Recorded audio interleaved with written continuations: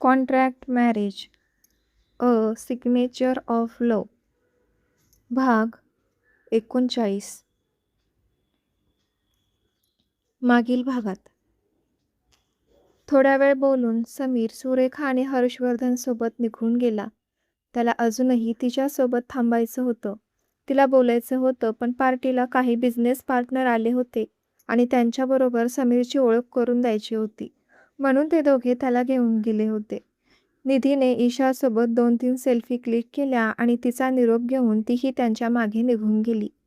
आता तिथे ईशा एकटी होती. तिने सीमाला शोधलं, पण ती तिला तिथे दिसली नाही. बहुतेक डिनरकडे गेली असेल, म्हणून ती डिनरकडे जायला वळली आणि तिची नजर समोर उभा असणाऱ्या रयतवर पडली, जो तिच्याकडेच रागाने पाहत उभा होता. आता पुढे. रयतला असं अचानक समोर पाहून ती जाग्यावरच उभी राहिली आणि आतापर्यंत तिच्या चेहऱ्यावर असणारं हसू क्षणात बदललं आणि तिच्या कपाळावर हलकीशी रेष उमटली. त्याला तिथं असं पाहून ती गोंधळली होती. नक्कीच तो तिला भेटण्यासाठी आला आहे याची तिला कल्पना होती, कारण तो अजून समीरला ओळखत नव्हता. तो इथे आला आहे म्हणजे नक्कीच तो तिच्यासाठी आला आहे, तिला मनोमन वाटलं. तिने एक नजर त्याच्यावर टाकून त्याच्या नजरेतील भाव ओळखला. त्याच्या चेहऱ्यावरचा चिंताजनक भाव कधीच मिटून गेला होता. ती त्याला न सांगता निघून आली, यामुळे त्याच्या चेहऱ्यावर रागीट भाव उमटले होते.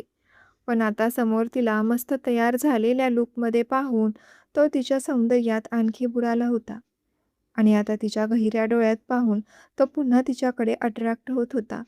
ईशा आणि रयत दोघेही एकमेकांना पाहत क्षणभर उभे राहिले, पण आता ईशाला पुन्हा सुजाची आठवण आली. त्याने तिच्यासाठी तिचा केलेला अपमान तिला विसरता येत नव्हता. कितीही केलं तरी एका मुलीची दुसऱ्या मुलीशी झालेली तुलना मुले कधीच विसरत नाहीत. ईशाला त्या रात्रीचा प्रसंग पुन्हा आठवला. तिचे डोळे लगेच वेदनेने भरून आले. ती आतून किती सुखावली आहे याची जाणीव त्याला झाली. ती त्याला काहीच न बोलता निग्लेक्ट करून एकटीच डिनरसाठी निघून जाऊ लागली आणि ती त्याला निग्लेक्ट करते म्हणून त्याला पुन्हा राग आला. नेहमी ती त्याच्यासाठी तत्पर असायची, एक बायकोप्रमाणे त्याला ट्रीट करायची, पण आज तिचं असं अचानक तुटक वागणं त्याला सहन होत नव्हतं. कम विथ मी, तो शांत आवाजात बोलला. तुम्ही का आला इथे आणि कुठे येऊ मी? ईशा नजर रोखून हिम्मत करून बोलली. घरी, तुला घरी न्यायला आलोय मी. कम, असं म्हणून त्याने तिच्या डाव्या हाताला पकडलं. नाही यायचं मला, तिने रागातच त्याचा हात झिटकारला आणि निघून जाऊ लागली. ती निघून जाते म्हणून त्याने तिला तिच्या डाव्या हाताला एका हाताने जोरात पकडून तो तिला बॅकसाईड एरियाकडे घेऊन आला. तिची त्याच्या मागे जायची अजिबात इच्छा नव्हती, पण त्याची पकड इतकी मजबूत होती की ती त्याला सोडवू शकली नाही. उगीच पार्टीत कोणीतरी पाहिलं आणि उगीच आपल्यामुळे इश्यू होऊ नये म्हणून तीही त्याच्या मागे जाऊ लागली. तो तिला पार्टीपासून थोड्या अंतरावर असणाऱ्या एका केबिन एरियामध्ये घेऊन आला. त्याने तिला जोरात भिंतीवर ढकललं आणि तो तिच्यावर झुकून उभा राहिला. तिने ऑफ शर्ट ब्लाऊज घातला होता. त्याला तिची ती उंटासारखी गोरीपान मान आता स्पष्ट दिसत होती. तो एकटक तिला जवळून निहाळत होता. त्याचे गरम श्वास तिला कानाजवळ जाणवत होते आणि रागात असणारी ती त्याच्या स्पर्शाने बर्फ वितळल्याप्रमाणे वितळत होती. त्याच्या परफ्यूमचा सुगंध तिच्या नाकात जाऊन तीही त्याच्या मिठीत शांत झाली होती. त्याच्या अशा वागण्याचा तिला त्रास होत होता. दोघेही अजून एकमेकांच्या जवळ एकमेकांच्या डोळ्यात पाहत उभे होते. तिचा श्वास त्याच्या हेवी वेटने कोलमडत आहे हे त्याच्या लक्षात आलं आणि तो तिच्यापासून वेगळा झाला. का त्रास देताय मला? काय केलं आहे मी? का असं छळतात मला?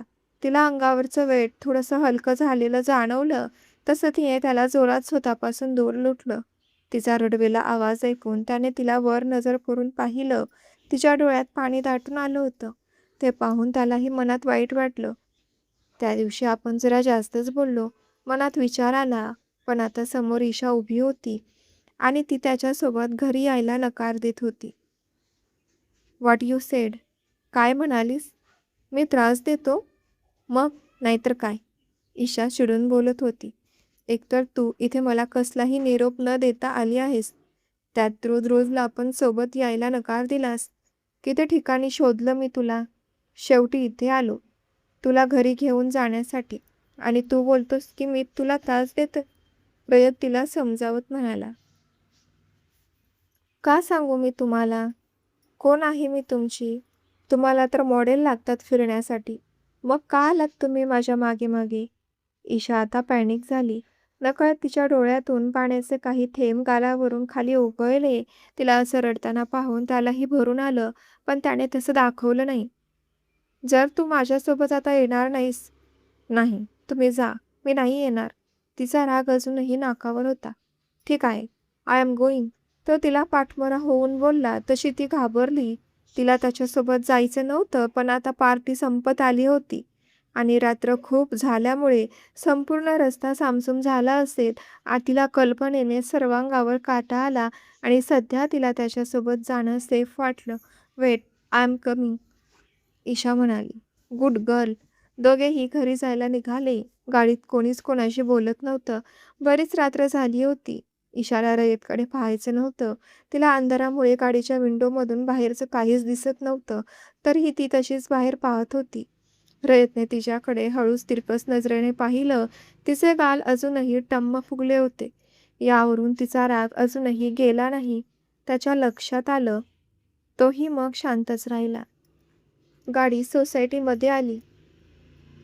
रयतने गाडी पार्किंग एरियामध्ये लावून तो गाडीतून खाली उतरला. ईशा त्याच्या अगोदरच ताड ताड पावले टाकत फ्लॅटवर निघून गेली. रयतने ते पाहिलं आणि त्याच्या गालावर हलकी स्माईल आली. ते सर्व सुजाच्या फोनमुळे होते. ईशा सुजाला घेऊन जेलस फील करते. Wow, interesting. तो गालात मिश्किल हसत तिला लांबून पाहत होता. बरीच रात्र झाल्यामुळे आता हवेत गारवा सुटला होता.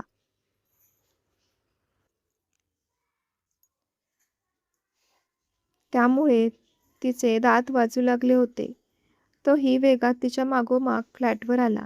त्याने बाथरूममध्ये जाऊन चेंज केलं आणि तो पुन्हा त्याच्या बेडरूममध्ये झोपायला आला. तर त्याला बेड रिकामा दिसला. त्याने ईशाला आजूबाजूला पाहिलं, पण ती आज तिथे नव्हती. ती त्याच्या बाजूच्या रूममध्ये दिसली. त्याने रूमचं डोअर ओपन करून पाहिलं. ती डोळे बंद करून शांत झोपली होती. काल रात्री झालेल्या जागरणामुळे तिला झोप येत होती.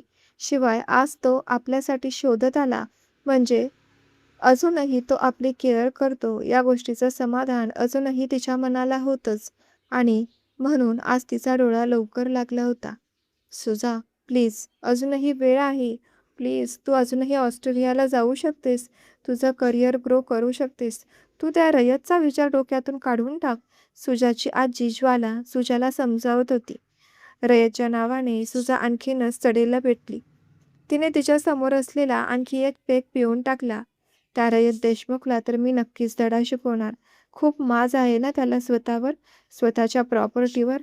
मला हकलून देतो काय या सुजाला. मी पण मॉडेल आहे, मॉडेल. नाही त्याला नाक घासत माझ्याजवळ माझ्या पायाशी यावं लागलं तर नावाची सुजा नाही.